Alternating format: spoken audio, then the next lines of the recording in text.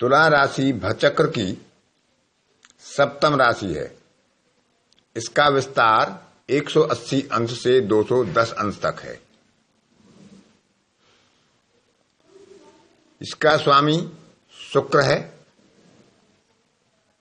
सूर्य इस राशि में नीच होता है, शनि इस राशि में उच्च होता है। चित्रा नक्षत्र के अंतिम 2 चरण, स्वाति के 4 चरण और विशाखा नक्षत्र के प्रथम 3 चरण इस राशि में सम्मिलित होते हैं। यह शुक्र की राशि है, विषम राशि है, क्रूर राशि है, पुरुष राशि है और वायु तत्व की राशि है। शनि की उच्च राशि, सूर्य की नीच राशि, बुध के लिए मित्र राशि, चंद्र मंगल और गुरु के लिए यह शत्रु क्षेत्रीय राशि होती है। इस राशि का प्रतीक चिन्ह तराजू है, इसलिए इसे व्यापारी, वणिक या वैश्य राशि भी कहा जाता है। यह द्विपद यानी नर राशियों में शामिल होती है। शारीरिक लक्षण की दृष्टि से यदि हम देखते हैं तो तुला लग्न में जन्म लेने वाले जातक सामान्यतः लंबे और गठित शरीर वाले होते हैं। अवयव पतले दुबले हो सकते हैं लेकिन सुदृढ़ होते हैं। व्यक्तित्व आकर्षक, मोहक मुस्कान और सुंदर होते हैं। युवावस्था में मस्तिष्क के पिछले भाग में यानी सिर के पिछले भाग में बालों की कमी हो सकती है। इनकी प्रवृत्ति वणिक प्रवृत्ति होती है और ये संतुलित प्रकार से अपने आय का, व्यय का और कार्य का निर्धारण करते हैं। क्योंकि समबुद्धि होती है, मानसिक संतुलन बनाकर रखते हैं। गुण अवगुण का विचार कर निष्पक्ष रूप से अपना आशय प्रकट करते हैं। परीक्षण शक्ति इनकी बड़ी अच्छी होती है। जब वे तर्क करते हैं तो तुलना करने में और अंतर बतलाने में दूसरों को महत्व देते हैं।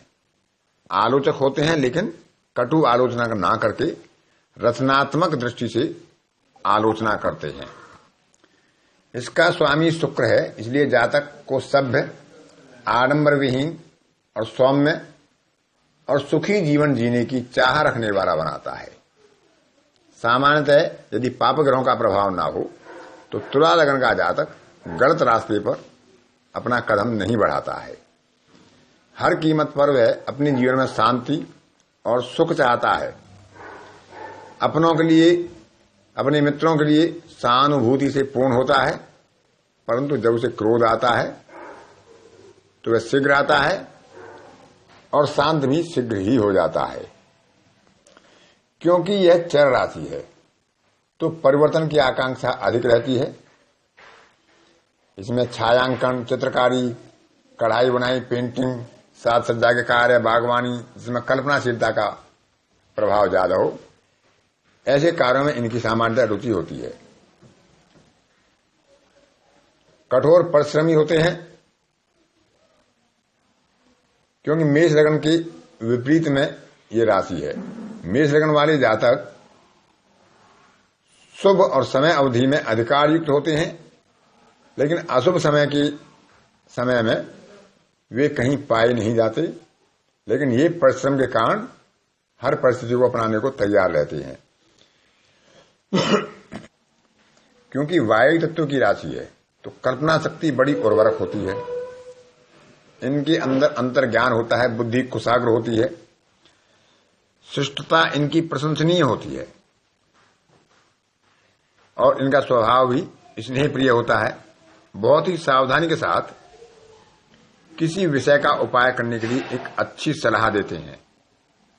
शनि यहां उच्च होता है तो व्यक्ति एकाग्र और ध्यानस्थ हो सकता है।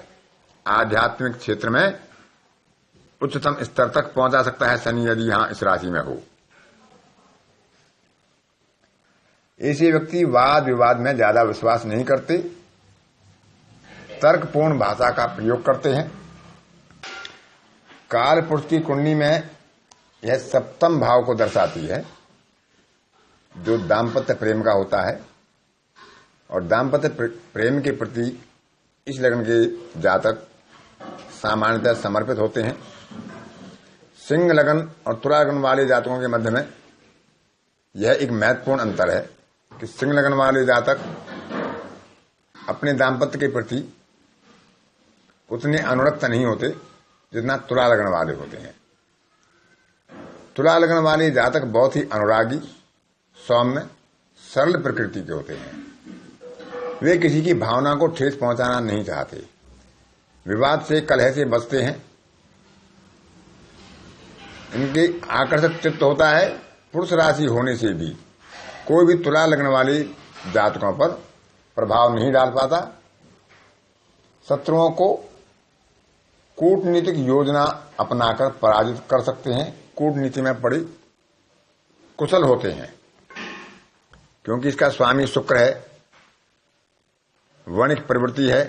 इसलिए जातक की रुचि खान पान, वाहन, सुख सुविधा और अच्छे पहनावे में, वस्त्र आभूषण में होती है। कला, संगीत, गीत आदि के प्रति भी इनकी रुचि स्वाभाविक है। यदि शुक्र और तुला राशि में मंगल शनि के द्वारा दृष्ट हो जाए, यानी शुक्र पर भी और तुला राशि पर भी मंगल और शनि की दृष्टि पड़ जाए, या ये दोनों तुला राशि में ही बैठ जाएं, तो इनकी रुचि में एक करुणा रस की अधिकता हो सकती है। कुछ ऐसी विशेषताएं जिनका इन्हें शोधन करना चाहिए कि जैसे तुला लगन वाले प्राकृतिक रूप में लाभ अर्जन करने वाले होते हैं, चाहे वो भाग्य द्वारा हो या भावना द्वारा या अपने प्रभाव द्वारा, लेकिन उसे विषय वस्तुओं को तत्काल प्राप्त करने की चाह नहीं रखनी चाहिए, क्योंकि तत्काल प्राप्त की हुई वस्तु इसके लिए थोड़ा सा शुभ नहीं होती, क्योंकि यह चर राशि है। इसमें अधिकांश समय उसका तत्काल प्रभाव करने के लिए बेकार भी चला जाता है।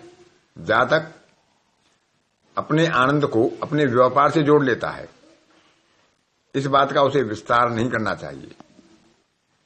निर्णय लेने में ज्यादा विलंब नहीं करना चाहिए।